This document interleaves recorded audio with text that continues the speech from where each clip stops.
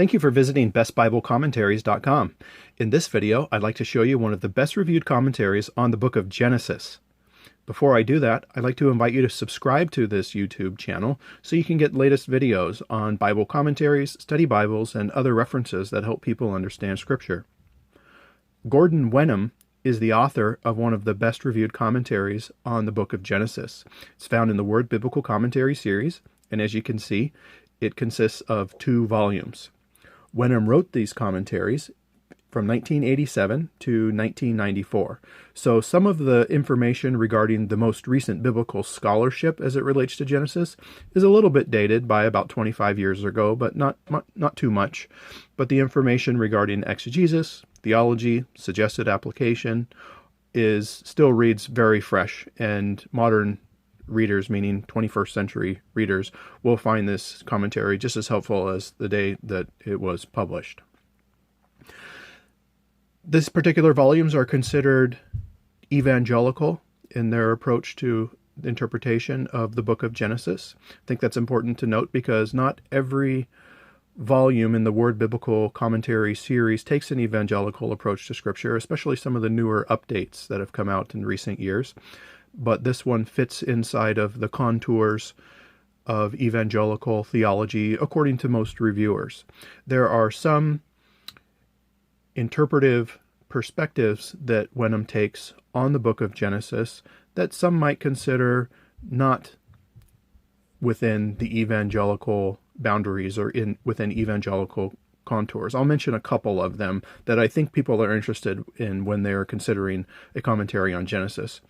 One matter that people want to know about is the author's approach to authorship.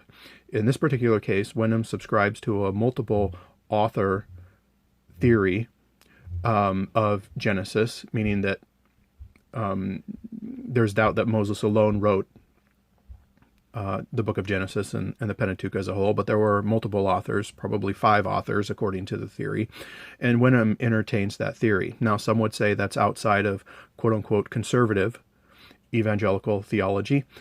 My intention in this video is not to solve that debate.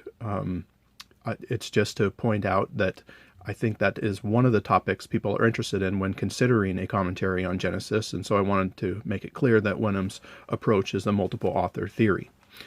Another issue that people are interested in when considering buying a commentary on Genesis is the author's approach to the creation account in Genesis 1 and 2. It's easier to tell what Wenham rejects than what he accepts. He rejects young earth creationism, calling it overly literalistic. It's an overly literalistic interpretation of the text, according to Wenham. He surveys other positions, but it's not clear what position he argues for. So I would say that the conversation regarding the creation account is cordial. Some commentary authors are dogmatic when it comes to their particular position. Wenham is clear on what he rejects and then surveys some of the other positions. Each passage in the Word Biblical Commentary series is divided into different sections, so it's the same approach to every passage. So we'll look at an example here from Genesis chapter 6. The first part of the commentary is the bibliography. Most commentaries, most books actually, put the bibliography at the end of the book. The Word Biblical Commentary series puts the bibliography at the beginning of each passage. Next is the author's translation.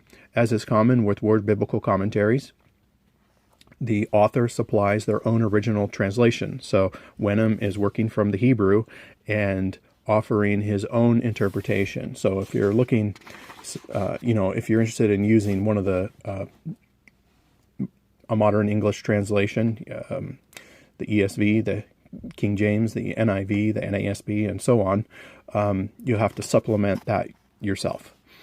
Next is the form, structure, and setting regarding the passage. And again, turn to any passage in Genesis, any passage in this commentary on Genesis, and you will find these exact same headings.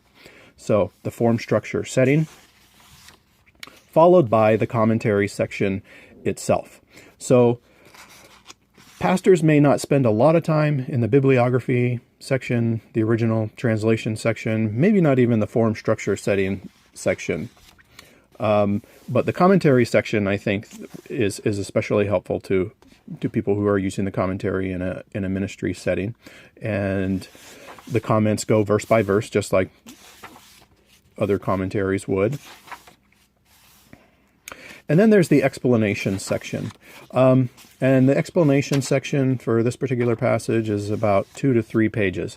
That's about as close as you're going to get to an application section. It's pretty common for commentaries, newer commentary series, to either focus on application entirely or to have a separate section that's giving the reader application ideas like illustrations, quotes, and statistics and things like that can be directly used from the pulpit or from the lectern.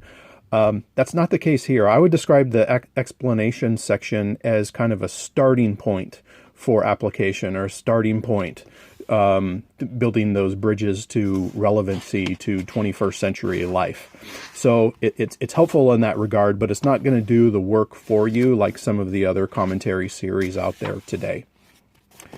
I would say that